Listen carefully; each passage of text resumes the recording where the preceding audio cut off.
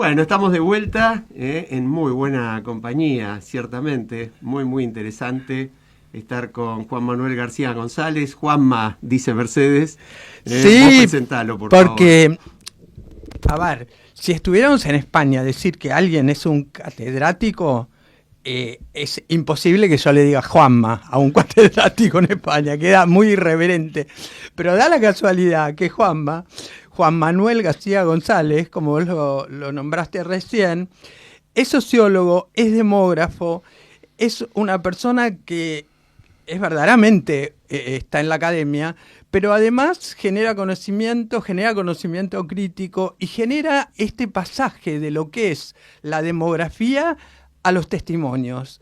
Y como decía Marta en la previa, ella lo conoció a Juanma acá en la Fundación Navarro Viola cuando presentó una investigación con personas centenarias y supercentenarias de España, a quien les preguntó, les hizo una serie de preguntas, digamos que metodológicamente cumplió perfecto con la metodología, pero lo interesante es que llevó a estas personas a hablar de su vida, de 100, 102, 103, bueno, ya nos va a contar no Juan Manuel. Porque yo quería hablar de eso. Ah, bueno, pero está bien, es como un título, una pincelada. Pero además yo también quería decir que como estuve y vi esos videos maravillosos, hago así porque los videos estaban un poco más arriba, vi esos videos maravillosos y algunos filmé y después los difundí entre amigos y demás porque la verdad era un regocijo cada video y cada una de las personas que se manifestaba allí. Ahora te dejo. Yo digo, esa es una pincelada de la otra que vamos a charlar.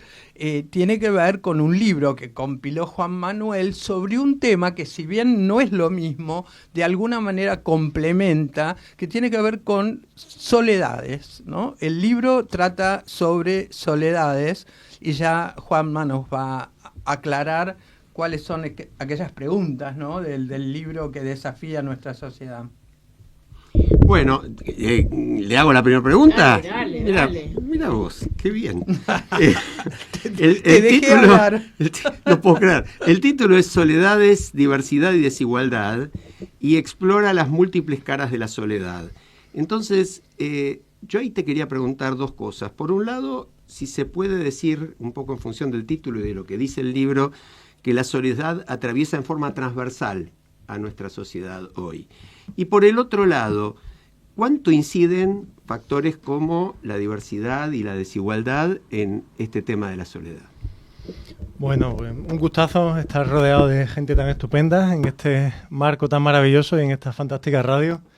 Qué buenísimo encontrarnos y qué buenísimo hablar de estos temas tan fundamentales en las sociedades del siglo XXI, la española, la argentina, y creo que en estos temas de longevidad, envejecimiento y en concreto el de la soledad, el de las soledades, es básico que lo pongamos sobre la mesa, que lo conversemos, que lo debatamos y que reflexionemos sobre ello, especialmente porque atraviesa a todas las sociedades y a toda la sociedad.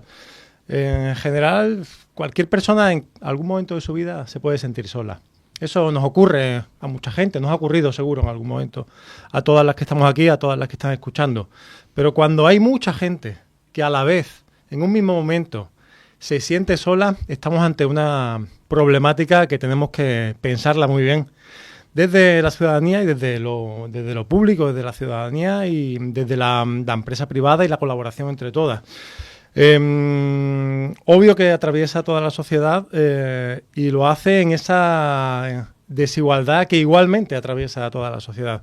Estamos en un entramado en el que desde hace muchísimos años hay una diversidad de actores, de actrices, que cada uno con sus características y cada uno con una expresión de sus compañías y de sus soledades. En ese sentido, lo que tratamos de hacer en el libro es recorrer a lo largo de diferentes colectivos a través de sus vulnerabilidades en ese contexto de desigualdad, especialmente creciente en algunos entornos por circunstancias probablemente derivadas del contexto más neoliberal en el que se ha insertado este siglo XXI, cómo la viven y cómo la hacen o cómo la experimentan esa soledad de una manera diferencial. ¿Y van notando avances en el tratamiento de esto? Es decir, éxitos, por llamarlos de alguna manera, o todavía no hay demasiada conciencia. Muy buena pregunta, porque cuando tratamos estos temas de soledad, especialmente desde la academia, lo he hablado mucho con Mercedes, hacemos muchos diagnósticos, hay un 47% de soledad entre los mayores, no sé qué. En los jóvenes es creciente desde la pandemia, damos muchos números, pero muchas veces nos falta dar soluciones para dar éxitos. Yo creo que una primera parte, que es esa concienciación, está presente especialmente desde la pandemia, ¿no? Nos hemos dado cuenta de que hay un fenómeno creciente en números. Y creo también que nos hemos dado cuenta de que hay un fenómeno creciente en experiencias, en esa diversidad que hablábamos antes.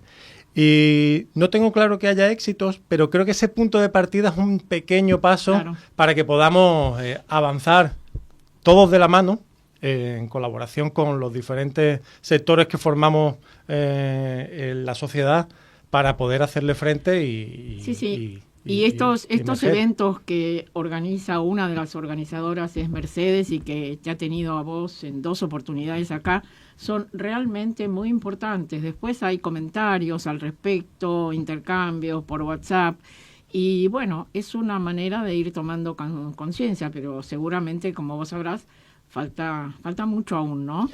Sí, a mí me parece importante, decíamos, esto de la paradoja de presentar un libro que la mayoría de la gente que está en la presentación no lo ha leído, y esto sucede con la audiencia muy probablemente, ¿no?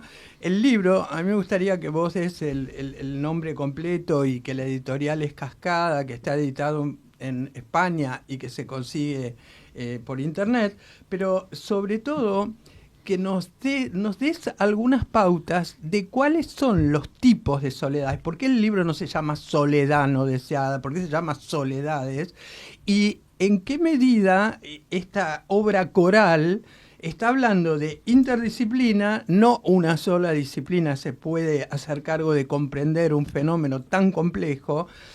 Y tampoco, en función de la pregunta que planteaba Marta, hay una sola solución, porque hay distintos tipos de soledades, y entonces sería interesante que vos nos comentes un poco esto práctico que plantea el libro.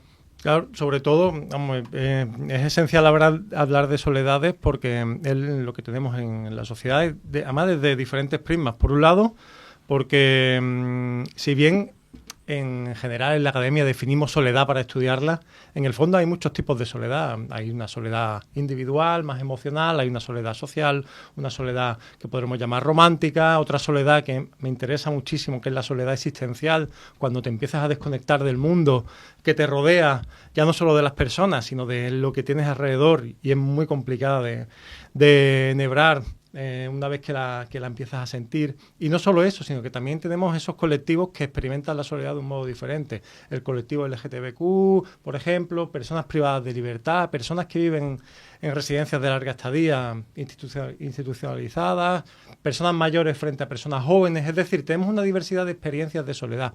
Es más, aunque tomemos un mismo grupo de personas, por ejemplo, las personas jóvenes, esas mismas personas es un grupo muy heterogéneo, que de la misma manera van a experienciar la soledad de manera diferente. Y es más, incluso aunque tengamos un grupo muy homogéneo, dentro de ese grupo de jóvenes, cada una de esas personas igualmente va a experimentar la soledad de una manera. Si le preguntamos a una persona cualquiera que se siente en soledad, ¿por qué te sientes así? ¿Y cómo te sientes así sobre todo? ¿O cuál es lo que sientes ahora? Nos van a decir diferentes expresiones.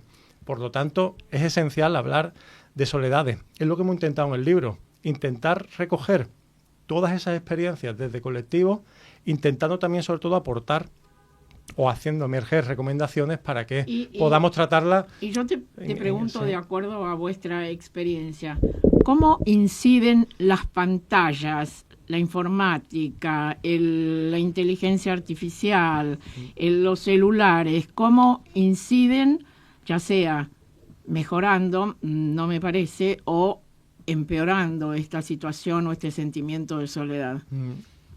Fundamental. Es una pregunta con una doble respuesta que tiene un doble filo. O sea, las pantallas, el internet, toda evolución tecnológica, sea la que sea, pues tiene su parte buena y su parte, vamos a llamarla menos buena, por ser optimistas en este mundo.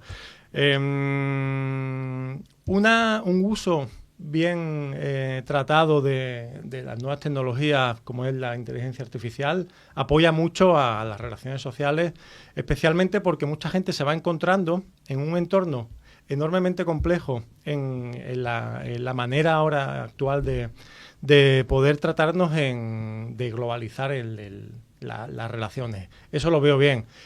¿Cuál es la parte, efectivamente, que es más compleja y creo que sobre la que tendríamos que pensar en torno a cómo puede fomentar esa falta de compañía, especialmente la inteligencia artificial, que yo creo que es la que nos encontramos ahora más metidos de lleno? Pues especialmente cuando la tratamos como si fuera nuestra amiga, nuestra compañera, o lo que es más importante, como si fuera nuestro terapeuta.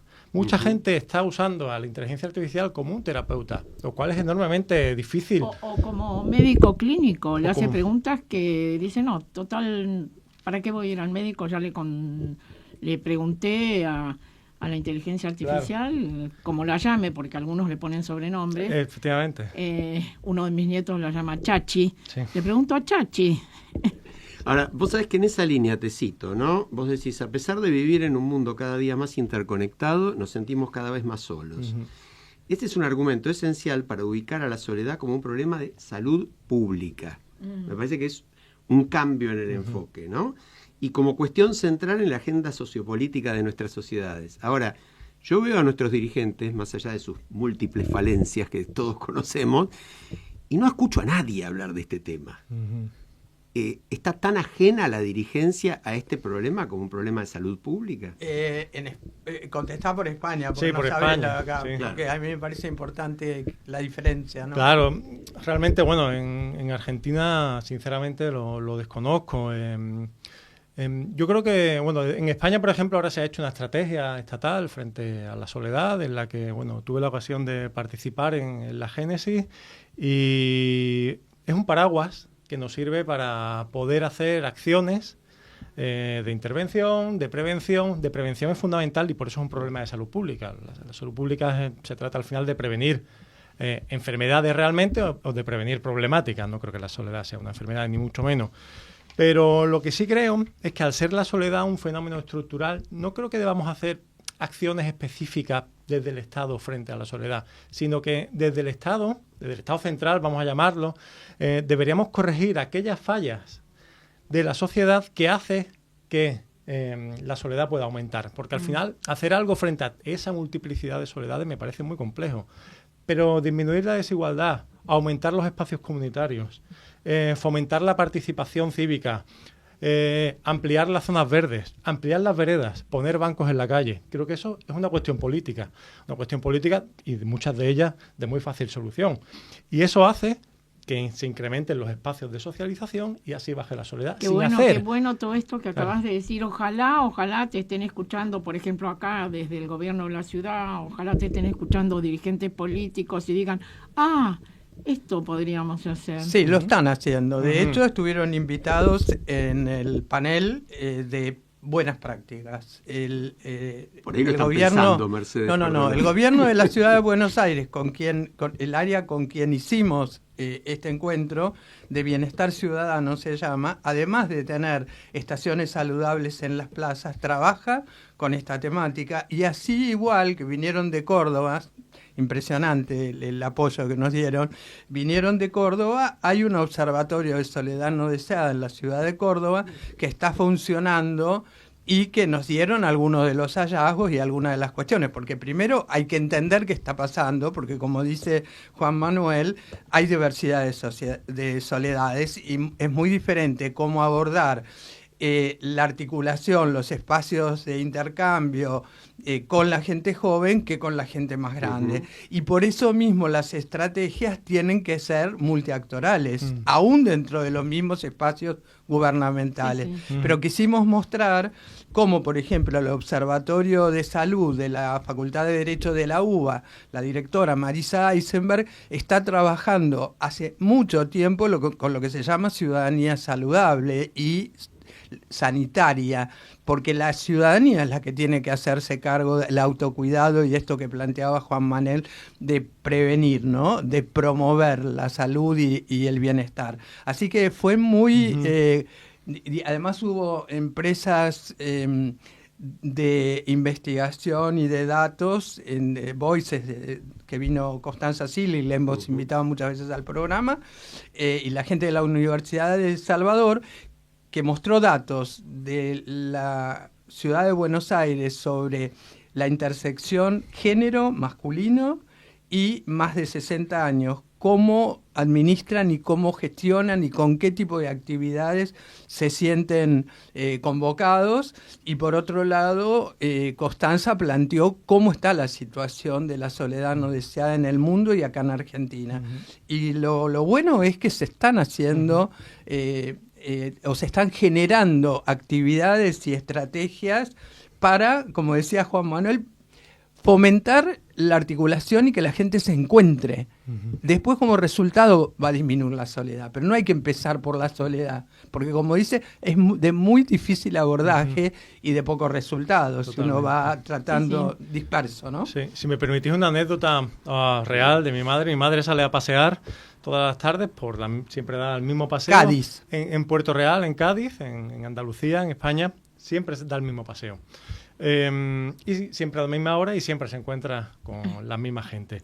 Entonces, bueno, siempre se encontraba con Miguel y una de las cuestiones que hacía mi madre, aparte del paseo, era hablar un rato, salir de casa, porque, bueno, siempre está bien salir un ratito, hablar con otra gente y encontrarse con los mismos de siempre. Siempre se encontraba con Miguel.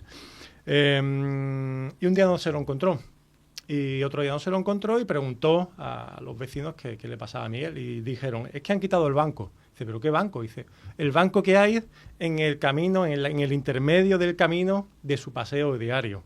Entonces, como habían quitado el banco, Miguel no podía pararse a mitad de camino a descansar 10 minutos para hablar con las personas, porque no podía hacer todo el camino de una vez.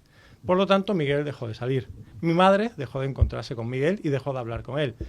Claro. Y aparte, Miguel, al dejar de salir, dejó de encontrarse con gente, pero a la vez perdió cierta capacidad física que luego, una vez que repusieron el banco, tras muchas... Te iba a preguntar, ¿repusieron el banco? Tras reponer el banco, Miguel ya no estaba bien de las piernas. Entonces ya dejó de salir. Entonces, al final, fue una rueda que afectó primero a Miguel, después a mi madre y luego a todas las personas que en ese pequeño y microentorno se seguían encontrando en el paseo de media hora de la tarde.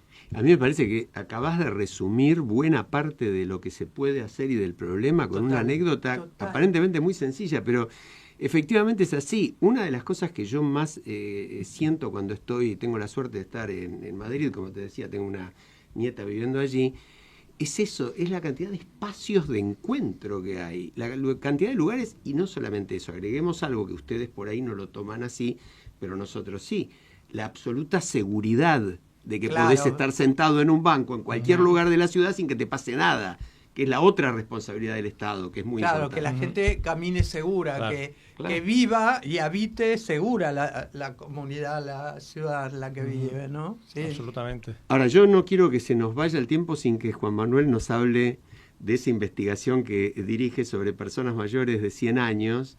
Yo escuché una larga entrevista que te hicieron, un seminario tuyo sobre el tema, me dejó apasionadísimo. Y sobre todo por el enfoque, que no es la búsqueda de cuántos son, de dónde viven. Eso ya lo hizo cuando todo era eso de esa parte. Claro. Como demógrafo. Y ahí lo dice, esto no es lo demográfico, esto es testimonial y emocional. ¿Cuáles son las emociones de esas personas? ¿Por qué quieren seguir viviendo o por qué ya no lo quieren? Háblanos un poco de eso. Sí, esto es lo que se veía en los videos. Marta dijo el título, que es fantástico, de la investigación. Vamos, que son 100 años. A vivir, que son 100 años. Pues la verdad es que si hay un proyecto que me ha hecho especial ilusión siempre es este de las personas centenarias y de las entrevistas que les hacemos. Como académicos muchas veces tenemos investigaciones muy densas, pero esta realmente es de las que te llenan y de las que te hace sentir orgulloso de decir, pues estoy investigando algo que realmente creo que vale la pena y que me está completando. Y la verdad que es muy bonito. Entrevistamos a personas de 100 años o más. Hemos ya hecho muchas entrevistas, casi 40. En esta última etapa llevamos 9. Incluso hay personas que hemos entrevistado dos veces a 3 personas. un año después de entrevistarla la primera vez, para ver qué tal le ha ido ese último año y preguntarle, pues, de nuevo cuáles son sus ilusiones, que es una pregunta fantástica, cómo ve el futuro, qué es lo que le hace feliz, qué es lo que le pone triste, cuáles han sido los eventos más traumáticos de su vida, porque lo que queremos fundamentalmente es conocer cómo se siente, cómo se ha sentido a lo largo de su vida, especialmente en esta última parte, en la que tiene ya 90, 95, cómo se sintió cuando tenía 99 e iba a cumplir 100 años, o cómo se sintió cuando tenía 106 e iba a cumplir 107, siendo a lo mejor la persona más longeva de Sevilla. Y las historias que cuentan son, en general, muy normales, si podemos utilizar esa palabra, pero al final apasionantes, no solo por el tiempo, sino porque al ir desgranando cada una de las historias de vida, las vivencias que han tenido, son realmente vidas apasionantes.